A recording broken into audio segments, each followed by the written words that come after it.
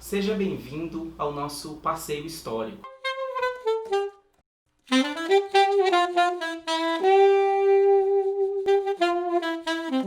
Como o conceito de aculturação passou a ser usado para falar dos povos indígenas, quais autores estiveram mobilizados nesse debate?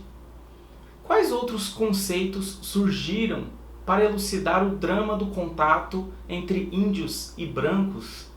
Vamos abordar 3 autores que compõem uma influente geração de etnólogos brasileiros: Eduardo Galvão, Roberto Cardoso de Oliveira e Darcy Ribeiro. Eduardo Galvão é tratado como sendo o primeiro antropólogo brasileiro a obter o doutorado. Em seu caso, pela Universidade de Colômbia. Sua tese, defendida em 1952, foi traduzida para o português em 1955 com o seguinte título: Santos e Visagens, um estudo da vida religiosa de Itá, Amazonas. A tese abarcou as crenças e práticas religiosas caboclas inseridas entre o catolicismo e a pagelança. Ele foi orientado por Charles Varley. Ademais, atuou no Museu Nacional, no antigo Serviço de Proteção ao Índio e bem como lecionou na Universidade Federal do Pará, além da Universidade de Brasília. As suas pesquisas sobre pagelança na Amazônia perduram em diálogo atual com a vigorosa obra de Raimundo Heraldo Maués. Eu quero enfatizar a discussão que Eduardo Galvão faz, particularmente sobre aculturação. Em seu trabalho, apresentado na primeira reunião brasileira de antropologia, realizada no Rio de Janeiro em 1953, ele diz que se o conceito de aculturação inicialmente foi usado no âmbito dos estudos raciais e também nos estudos de comunidade, a sua proposta é situá-lo numa temática indígena. Herbert Baldus havia tocado nessa questão, como vimos num episódio anterior. Eduardo Galvão, então, retoma o memorando de aculturação de Hatfield, Linton e Herskovits.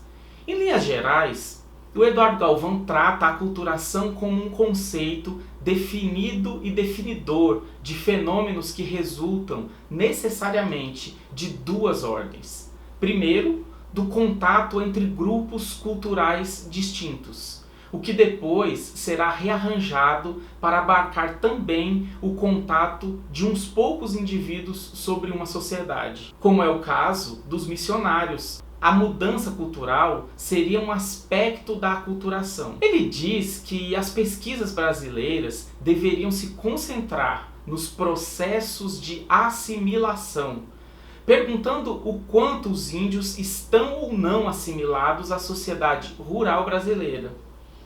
Darcy Ribeiro, um dos mais multifacetados intelectuais brasileiros, transitou entre a academia, a política, passando também pela literatura e o indigenismo. Ele teve sua formação na Escola Livre de Sociologia, com a influência de Herbert Baldus. Darcy Ribeiro desenvolveu o que ele mesmo chamou de estudos de antropologia de civilização. São 6 livros que contemplam o projeto que ele dedicou várias décadas. Primeiro volume, O Processo Civilizatório, de 1968. O segundo, As Américas e a Civilização, de 1970. O terceiro, O Dilema da América Latina, de 1971. O quarto, Os Brasileiros, Teoria do Brasil, de 1969. O quinto, Os Índios e a Civilização, de 1970. E O Povo Brasileiro, de 95. E dentre todas as civilizações americanas, especialmente aquela que deu origem ao povo brasileiro, no caso específico da noção de transfiguração étnica, ele diz que é falsa a ideia de que os índios, ao se aculturarem, acabam amadurecendo para a civilização. Haveria uma perversa consciência introduzida no negro e no índio. Eles passariam a se ver a partir da ideia branca de uma inferioridade inata. Eles encontram na branquização, por meio da mestiçagem, uma fuga. Assim, Os índios não são incorporados à civilização. Os índios não se tornam brasileiros. As tribos vão se reduzindo.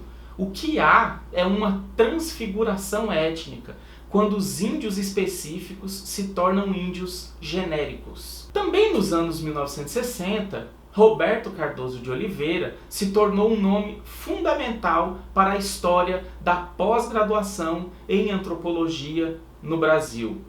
Museu Nacional, Universidade de Brasília e Universidade Estadual de Campinas.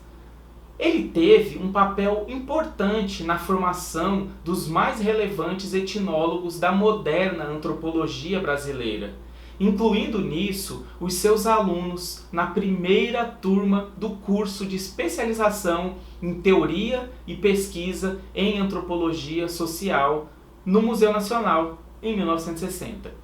São eles: Roque de Barros Laraia, Roberto Augusto da Mata, Júlio César Melati, Alcida Rita Ramos e Edson Soares Diniz. Vindo da filosofia, ele encontrou a antropologia por meio da amizade com Darcy Ribeiro.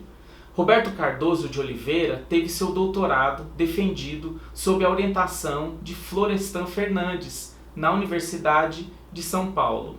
E se Florestan Fernandes escreveu um livro intitulado A Integração do Negro numa Sociedade de Classe, Roberto Cardoso de Oliveira escreveu A Integração dos Terena numa Sociedade de Classes. Ele desenvolveu uma noção importante para a discussão sobre o contato entre os índios e os brancos. Trata-se do conceito de fricção interétnica. Para resumir esse conceito, cuja inspiração passa pela sociologia de Georges Balandier, é preciso dizer que é uma noção que considera a situação colonial do contato como assimétrica, mas que permite pensar a relação branco-índio de uma forma contraditória e, ao mesmo tempo, unificada dialeticamente. A situação colonial seria percebida por meio da noção de fricção interétnica, sendo justamente a perspectiva do conflito como parte da relação entre sociedades desiguais e opostas. Tratarmos esses três autores como maior destaque pretendeu indicar caminhos para se acessar pensamentos tão ricos e obras tão vastas e que valem muito a pena.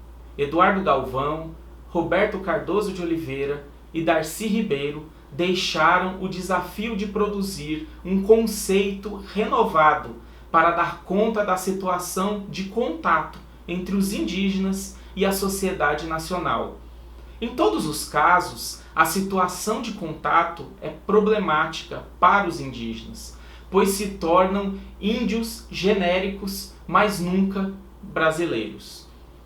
Por isso mesmo, os três autores militaram na defesa dos indígenas, para além da antropologia acadêmica. Em homenagem a eles, estamos nós aqui falando de histórias das antropologias brasileiras. Até breve.